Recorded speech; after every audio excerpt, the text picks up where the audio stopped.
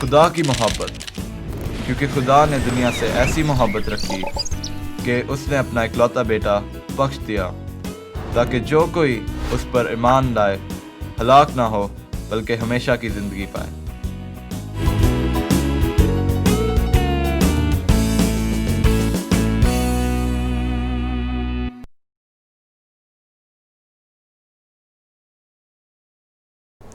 खुदावंद यीशु अल मसीह के अजीम पुरफज़ल और जलाली नाम में मैं शाइस्ता अख्तर आप सबकी खिदमत में सलाम पेश करती हूँ और हमारे आज के इस खूबसूरत प्रोग्राम खुदा ने दुनिया से ऐसी मोहब्बत रखी में आप सबको खुशामदीद कहती हूँ।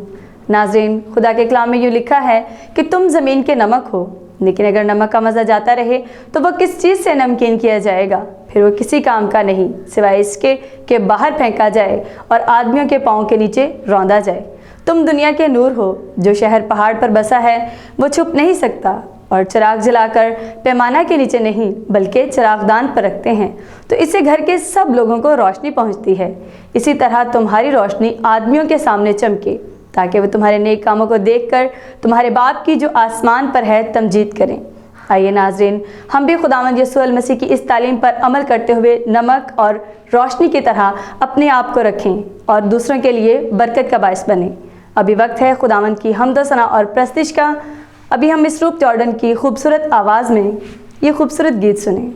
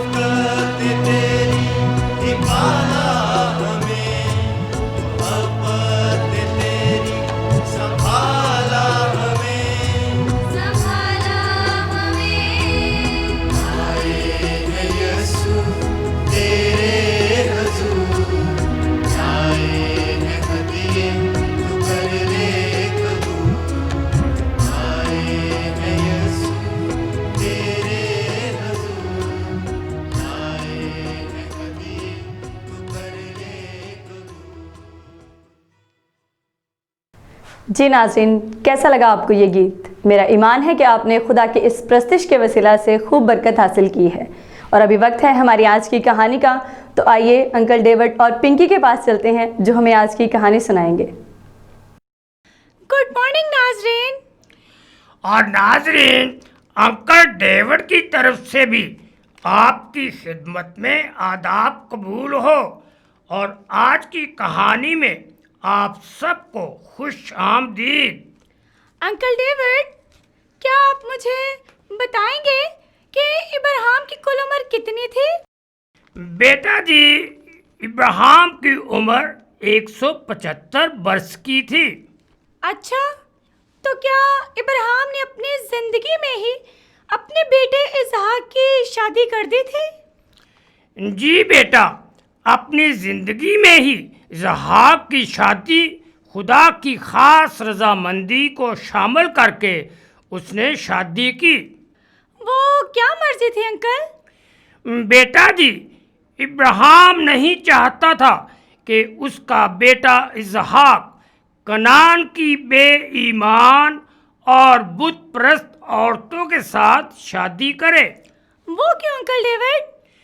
बेटा जी, इब्राहिम अपने बेटे से बहुत मोहब्बत रखता था, इसलिए वो चाहता था कि उसकी बीवी ईमानदार और खुदा से प्यार करने वाली हो। अच्छा, तो फिर उसने कैसे उसके लिए बीवी तलाश की? बेटा जी, उसने अपने खादम अलीजर से कहा कि वो उसके रिश्तेदारों में जाए और उसके बेटे के लिए ईमानदार बीवी ढूंढ कर लाए। अच्छा, तो क्या वो इस मुश्किल काम के लिए रजामंद हुआ? और वो कैसे इसहाक के लिए बीवी ढूंढ कर लाया? पिंकी बेटा, जब अलीजर इब्राहिम के भाई नहूर के शहर में पहुंचा तो वो शहर के चश्मा पर पहुंचा। अच्छा, तो फिर क्या हुआ? चश्मा पर पहुंचकर उसने खुदावन से दुआ की, ए खुदावन, मेरे आका इब्राहिम के खुदा, मैं तेरी मिन्नत करता हूँ कि आज तू मेरा काम बना दे और मेरे आका पर रहम कर। देख, मैं पानी के चश्मा पर खड़ा हूँ और इस शहर के लोगों की बेटियाँ पानी भरने को आती हैं। सो ऐसा हो कि जिस लड़की से मैं कहूँ कि ज़रा अपना घड़ा झुका दे कि मैं पानी पीऊँ, और वो कहे ले पी और मैं तेरे ऊँटों को भी पिलाऊंगी, तो वो ही हो जिसे तूने अपने बंदा इसहाक के लिए बीवी ठहराया है। वाह अंकल, उसने क्या ही खूबसूरत तरीका से खुदा की मर्जी को इसहाक की शादी में शामिल किया। तो क्या वाकई ऐसा हुआ? जी, खुदा ने जल्द ही उसकी दुआ का जवाब दिया। वो कैसे? वो ये कह ही रहा था कि शहर की एक खूबसूरत लड़की जिसका नाम रिबका था चश्मा पर पानी भरने आई। अच्छा, तो फिर क्या हुआ? अलीजर ने खुदा पर ईमान रखते हुए उस लड़की रिबका से कहा। क्या कहा अंकल? अलीजर ने कहा, ज़रा अपने घड़े से थोड़ा सा पानी मुझे पिला दे।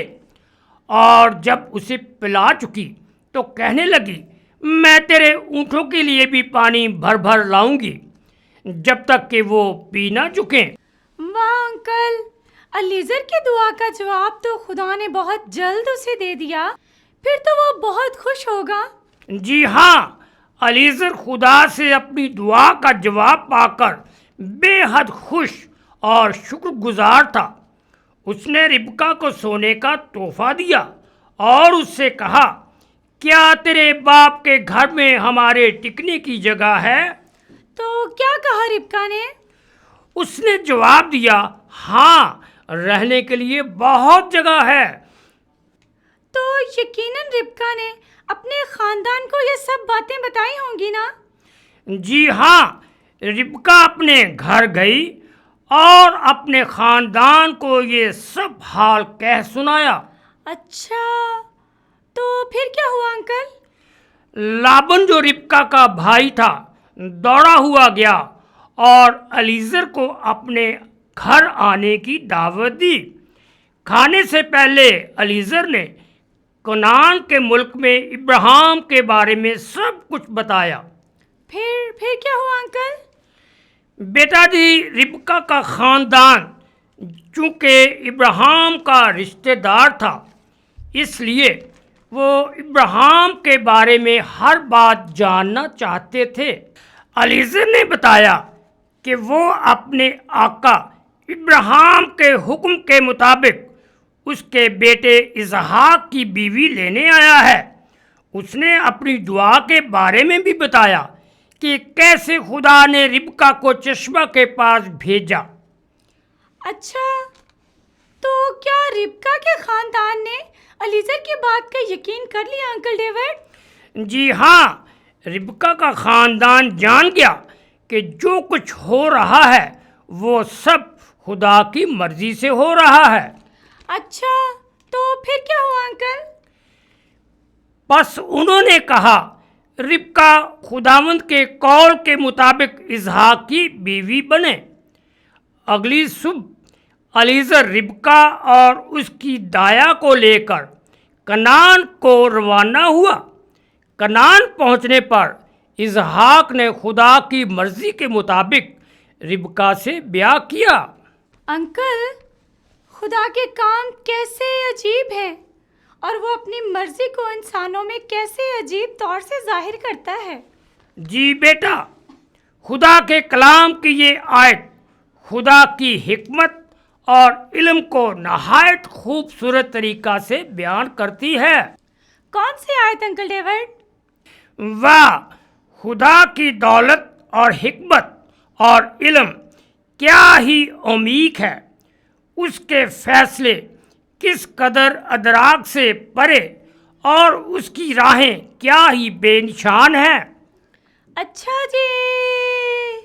हाँ जी। जी नाज़रीन, अभी आपने हमारी आज की कहानी सुनी और मेरा ईमान है कि आपने इसके वसीला से कलाम खुदा को सीखा है। और अभी वक्त है कि हम डॉक्टर मार्टिन लूथर की मुख्तसर कैटेकिज़्म के वसीला से भी कलाम खुदा को सीखें। हमारा आज का मज़मून है पाक शराकत की कुदरत। इसमें हम सीखेंगे पाक शराकत क्यों इस काबिल है कि हमें इतनी बड़ी बरकतें दे सके। यसु पाक शराकत में अपने कलाम के ज़रिए क्या काम करता है और फिर पाक शराकत को मसीह का कलाम क्या बनाता है। आइए सीखते हैं।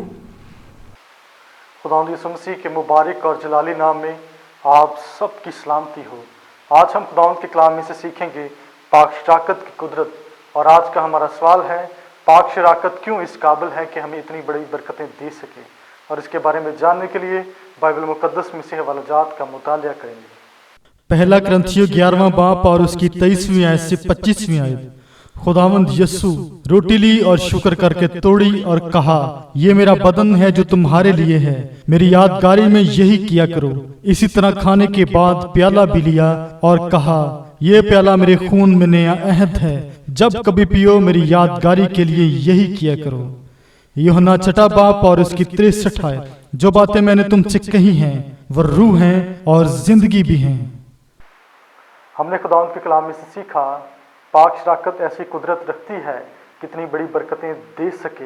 यीशु ने हमें यही अल्फाज खाने और पीने के साथ इस्तेमाल करने के लिए बताए हैं। और मज़ीद जानेंगे यीशु पाक शराकत में अपने कलाम के ज़रिए क्या काम करता है। और इसके बारे में जानने के लिए आए बाइबल मुकद्दस में से सीखते हैं। मत्ती 26वां बाप और उसकी 26वीं व 28वीं आयत। लो खाओ, ये मेरा बदन है, ये मेरा वो अहद का खून है जो बहतेरों के लिए गुनाहों की माफ़ी के वास्ते बहाया जाता है। हमने खुदावंद के कलाम में से सीखा पाक शराकत में अपने कलाम की वसीला से यीशु अपना बदन और खून हमारे गुनाहों की माफ़ी के वास्ते देने का वादा करता है। और मज़ीद जानेंगे खुदावंद के कलाम में से। रोमियो 10वां बाप और उसकी 17वीं आयत। पस ईमान सुनने से पैदा होता है और सुनना मसीह के कलाम से। गिनती 21वां बाप और उसकी 4थी आयत से 9वीं आयत। फिर उन इस्राएलियों ने जिन्होंने पीतल के सांप की तरफ ईमान के साथ देखा शिफा पाई। इब्रानियों 11वां बाप और उसकी पहली आयत। अब ईमान उम्मीद की हुई चीजों का एतमाद और अनदेखी चीजों का सबूत है। हमने खुदावंद के कलाम में से सीखा पाक शराकत में उसके कलाम के वसीला से यीशु हमारे ईमान को मजबूत करता है ताकि हम उसके वादे का यकीन करें और इस साक्रामेंट की बरकतों को अपना बना लें। और मज़ीद जानेंगे फिर पाक शराकत को मसीह का कलाम क्या बनाता है, और इसके बारे में जानने के लिए आए बाइबल मुकद्दस में से सीखते हैं। पहला करंथियों 10वां बाब और उसकी 16वीं आयत। वो बरकत का प्याला जिस पर हम बरकत चाहते हैं, क्या मसीह के खून की शराकत नहीं? वो रोटी जिसे हम तोड़ते हैं, क्या मसीह के बदन की शराकत नहीं? रोमियो 3 बाब और उसकी 24वीं व 25वीं आयत। सब उसके फजल के सबब से, उस मुखलसी के वसीला से जो मसीह यस्सु में है, मुफ्त रास्तबाज ठहराए जाते हैं। खुदा ने उसके खून के बाइस एक ऐसा कुफारा ठहराया जो ईमान लाने से फायदामंद हो।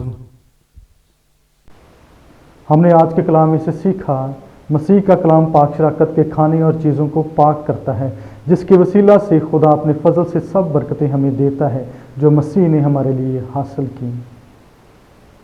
हमने खुदा के कलाम में से पढ़ा, सुना और सीखा। मेरी दुआ है इस कलाम के वसीला से खुदावंद आप सबको बरकत दे। आमीन। नाज़रीन, मैं खुदावंद की शुक्रगुजार हूँ कि आप हमारे प्रोग्राम को नहायत दिलचस्पी के साथ देखते हैं और वक्तन फ़वक्तन अपनी पसंदीदगी का इजहार भी करते रहते हैं।